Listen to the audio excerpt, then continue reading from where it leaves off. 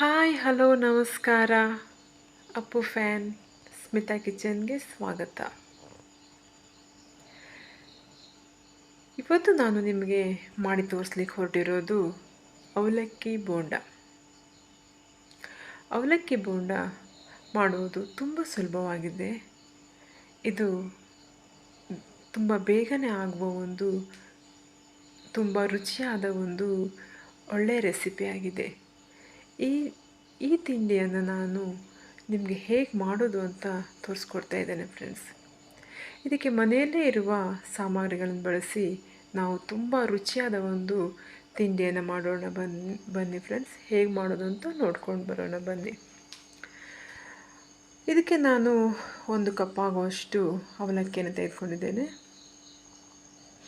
ಇದು ಗಟ್ಟಿ ಅವಲಕ್ಕಿಯನ್ನು ತೆಗೆದುಕೊಂಡಿದ್ದೇನೆ ಫ್ರೆಂಡ್ಸ್. ನೀವು ಬೇಕಾದರೆ ಪೇಪರ್ ಅವಲಕ್ಕಿಯನ್ನು ತೆಗೆದುಕೊಳ್ಬೋದು. ನಾನು ಇಲ್ಲಿ ಗಟ್ಟಿ ಅವಲಕ್ಕಿಯನ್ನು ತೆಗೆದುಕೊಂಡಿದ್ದೇನೆ. ಇದನ್ನು ನಾನು ತುಂಬ ಚೆನ್ನಾಗಿ 1-2 ಸಾರಿ ನೀರು ಹಾಕಿ ತೊಳ್ಕೊಳ್ತಾ ಇದ್ದೇನೆ ಫ್ರೆಂಡ್ಸ್.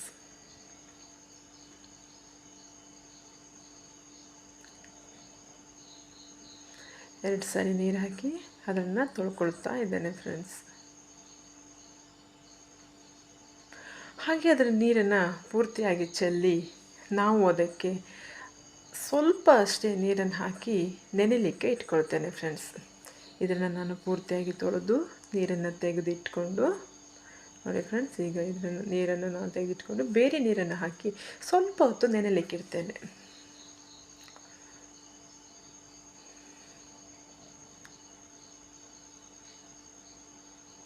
ಐದರಿಂದ 10 ನಿಮಿಷ ನೆನೆಯಲಿಕ್ಕೆ ಇಟ್ಟಿದ್ದೇನೆ ಫ್ರೆಂಡ್ಸ್. ನೋಡಿ, ಈಗ ಇದು ನೆಂದಿದೆ ಫ್ರೆಂಡ್ಸ್.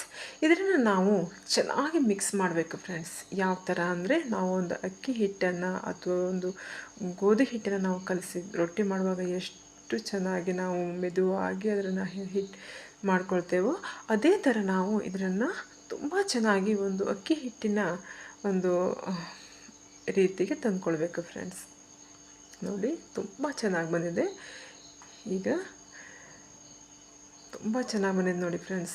ಅವಲಕ್ಕಿ ನಾವು ಪೂರ್ತಿಯಾಗಿ ಮಿಕ್ಸ್ ಮಾಡಿಕೊಂಡು ಒಂದು ಅಕ್ಕಿ ಹಿಟ್ಟಿನ ಅದಕ್ಕೆ ತಂದ್ಕೊಂಡಿದ್ದೇವೆ ಫ್ರೆಂಡ್ಸ್.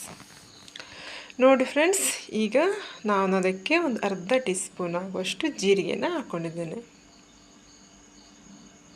ನೋಡಿ, ಅರ್ಧ ಟೀ ಸ್ಪೂನ್ ಆಗುವಷ್ಟು ಜೀರಿಗೆನ ಹಾಕ್ಕೊಂಡಿದ್ದೇನೆ. ಅದಕ್ಕೆ ನಾನು ರುಚಿಗೆ ತಕ್ಕಷ್ಟು ಉಪ್ಪನ್ನು ಹಾಕ್ಕೊಳ್ತಾ ಇದ್ದೇನೆ ಫ್ರೆಂಡ್ಸ್.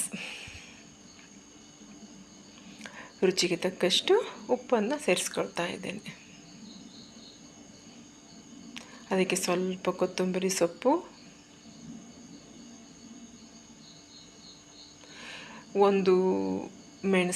ಒಂದು ಹಸಿಮೆಣಸನ್ನು ತೆಗೆದುಕೊಂಡು ಚಿಕ್ಕ ಚಿಕ್ಕದಾಗಿ ಪೀಸನ್ನಾಗಿ ಮಾಡಿಕೊಂಡು ಹಾಕ್ಕೊಳ್ತಾ ಇದ್ದೇನೆ ಫ್ರೆಂಡ್ಸ್. ಹಾಗೆ ಒಗ್ಗರಣೆ ಸೊಪ್ಪನ್ನು ಹಾಕಿ ಸಣ್ಣ ಚಿಕ್ಕ ಚಿಕ್ಕದಾಗಿ ಪೀಸ್ ಮಾಡ್ಕೊಂಡಿದ್ದೇನೆ. ಅದನ್ನು ಸಹ ಸ್ವಲ್ಪ ಹಾಕ್ಕೊಂಡಿದ್ದೇನೆ ಫ್ರೆಂಡ್ಸ್.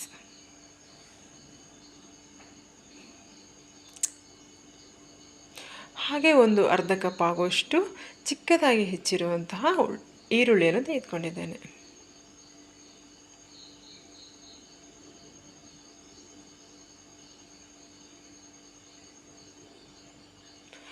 ಅದಕ್ಕೆ ನಾನು ಸ್ವಲ್ಪ 1-2 ಸ್ಪೂನ್ ಆಗುವಷ್ಟು ಅಕ್ಕಿ ಹಿಟ್ಟನ್ನು ತೆಗೆದುಕೊಂಡಿದ್ದೇನೆ. 2 ಸ್ಪೂನ್ ಆಗುವಷ್ಟು ಅಕ್ಕಿ ಹಿಟ್ಟನ್ನು ಸೇರಿಸ್ಕೊಂಡಿದ್ದೇನೆ. ನೀವು ಬೇಕಾದರೆ ಕಾರ್ನ್ಫ್ಲವರ್ ಬೇಕಾದರೂ ಸೇರಿಸ್ಕೊಳ್ಬೋದು. ಹಾಗೆ ಒಂದು ಅರ್ಧ ಟೀ ಸ್ಪೂನ್ ಆಗುವಷ್ಟು ಅಚ್ಚ ಖಾರದ ಪುಡಿಯನ್ನು ಸೇರಿಸ್ಕೊಂಡಿದ್ದೇನೆ ಫ್ರೆಂಡ್ಸ್. ಇವೆಲ್ಲವನ್ನು ಸೇರಿಸ್ಕೊಂಡು ತುಂಬ ಚೆನ್ನಾಗಿ ನಾನು ಮಿಕ್ಸ್ ಮಾಡ್ಕೊಳ್ತಾ ಇದ್ದೇನೆ ಫ್ರೆಂಡ್ಸ್. ಇವೆಲ್ಲವನ್ನು ಸೇರಿಸ್ಕೊಂಡು ತುಂಬ ಚೆನ್ನಾಗಿ ಮಿಕ್ಸ್ ಮಾಡ್ಕೊಳ್ತಾ ಇದ್ದೇನೆ ಫ್ರೆಂಡ್ಸ್. ನೋಡಿ, ಇದನ್ನು ನಾವು ಮಿಕ್ಸ್ ಮಾಡ್ಕೊಳ್ತಾ ನೀವು ಯಾವ ಆಕಾರಕ್ಕೆ ಬೇಕಾದರೂ ತೆಗೆದುಕೊಂಡು ಹೋಗ್ಬೋದು. ನಾನು ಇದನ್ನು ಬೋಂಡ ಆಕಾರಕ್ಕೆ ತೆಗೆದುಕೊಂಡು ಬರ್ತಾ ಇದ್ದೇನೆ. ನಾನು ಮಾಡ್ತಾ ಇರೋದು ಬೋಂಡ, ಅವಲಕ್ಕಿ ಬೋಂಡ. ನೀವು ಬೇಕಾದರೆ ಇದನ್ನು ನಾವು ಮಾಡ್ತೇವಲ್ಲ ಉದ್ದಿನ ವಡ, ಆ ಆಕಾರಕ್ಕೂ ತೆಗೆದುಕೊಂಡು ಬರ್ಬೋದು. ಇಲ್ಲ ಅಂದರೆ ನಾವು ಚಟ್ಟಂಬಡಿ ಮಾಡ್ತೇವಲ್ಲ ಆ ಆಕಾರಕ್ಕೆ ಸಹ ತೆಗೆದುಕೊಂಡು ಬರ್ಬೋದು. ಇದನ್ನು ನೀವು ಯಾವ ರೀತಿ ಬೇಕಾದರೂ ಮಾಡ್ಕೊಳ್ಳಿ. ನಾನು ಇಲ್ಲಿ ಮಾಡ್ತಾ ಇರೋದು ಅವಲಕ್ಕಿ ಬೋಂಡ ಆಗಿರೋದರಿಂದ ನಾನು ಬೋಂಡದ ಆಕಾರಕ್ಕೆ ತೆಗೆದುಕೊಂಡು ಬಂದಿದ್ದೇನೆ ಫ್ರೆಂಡ್ಸ್.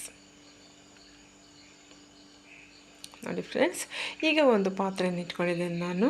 ಅದಕ್ಕೆ ಸ್ವಲ್ಪ ಎಣ್ಣೆಯನ್ನು ಹಾಕ್ಕೊಂಡು ನಾನು ಇದನ್ನು ಬಿಡ್ತಾ ಇದ್ದೇನೆ. ನೋಡಿ ಫ್ರೆಂಡ್ಸ್, ಈಗ ನಾನು ಎಲ್ಲ ಉಂಡೆಗಳನ್ನು ಸಹ ಇದಕ್ಕೆ ಹಾಕ್ಕೊಳ್ತಾ ಇದ್ದೇನೆ. ಎಲ್ಲವನ್ನು ಉಂಡೆಗಳನ್ನು ಹಾಕಿ ಮಾಡ್ಕೊಂಡಿದ್ದೇನಲ್ಲ ಫ್ರೆಂಡ್ಸ್, ಅದರಿಂದ ನಾನು ಎಲ್ಲವನ್ನು ಸಹ ಇದನ್ನು ಒಂದೇ ಬಾರಿಗೆ ಎಣ್ಣೆಗೆ ಬಿಡ್ತಾ ಇದ್ದೇನೆ ಫ್ರೆಂಡ್ಸ್.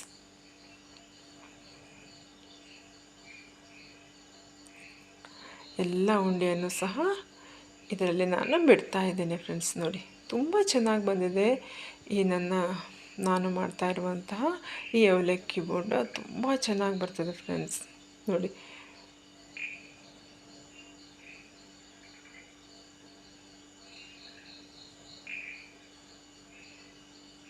ಈಗ ಇದು ನಾವು ತಿರುವಿ ಹಾಕ್ತಾ ಇರಬೇಕು. ಅದು ಪೂರ್ತಿಯಾಗಿ ಒಳಗಡೆ ಹೊರಗಡೆ ಬೆಂದಿರಬೇಕು ಫ್ರೆಂಡ್ಸ್. ನೋಡಿ, ಬೇಯ್ತಾ ಇದೆ ಈಗ.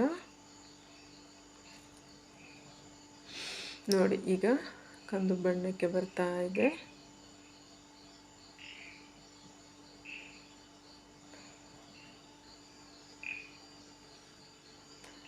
ನಾವು ಇದನ್ನು ಸರಿಯಾಗಿ ಬೇಯಿಸ್ಕೊಳ್ಬೇಕು ಫ್ರೆಂಡ್ಸ್. ಒಳಗಡೆ ಉಳ್ಳಾಗಡ್ಡೆ ಎಲ್ಲ ಇರುತ್ತಲ್ಲ, ಅದನ್ನೆಲ್ಲ ನಾವು ತುಂಬ ಚೆನ್ನಾಗಿ ಬೇಯಿಸ್ಕೊಂಡು ಈಗ ತೆಕ್ಕೊಂಡ್ಬಿಟ್ಟಿದ್ದೇನೆ ಫ್ರೆಂಡ್ಸ್. ನೋಡಿ, ನಮ್ಮ ಅವಲಕ್ಕಿ ಬೋಂಡ ರೆಡಿಯಾಗಿದೆ ಫ್ರೆಂಡ್ಸ್. ನಮ್ಮ ಅವಲಕ್ಕಿ ಬೋಂಡ ರೆಡಿಯಾಗಿದೆ. ತುಂಬ ಟೇಸ್ಟಿಯಾಗಿ ಬಂದಿರುವ ಈ ಅವಲಕ್ಕಿ ಬೋಂಡವನ್ನು ಫ್ರೆಂಡ್ಸ್ ನೀವು ಸಹ ಟ್ರೈ ಮಾಡಿ. ಹಾಗೆ ನಿಮ್ಮ ಫ್ರೆಂಡ್ಸ್ ಸಹ ಹೇಳಿ ಫ್ರೆಂಡ್ಸ್, ಹೇಗೆ ಮಾಡೋದು ಅಂತ ನೀವು ಸಹ ಅವರಿಗೆ ಶೇರ್ ಮಾಡಿ. ಈ ವಿಡಿಯೋವನ್ನು ಅವರಿಗೂ ಸಹ ಶೇರ್ ಮಾಡಿ ಫ್ರೆಂಡ್ಸ್. ನೀವು ಸಹ ಟ್ರೈ ಮಾಡಿ. ಹೇಗಾಗಿದೆ ಅಂತ ನನಗೆ ಕಮೆಂಟ್ ಬಾಕ್ಸಲ್ಲಿ ತಿಳಿಸಿ. Thank you for the watching.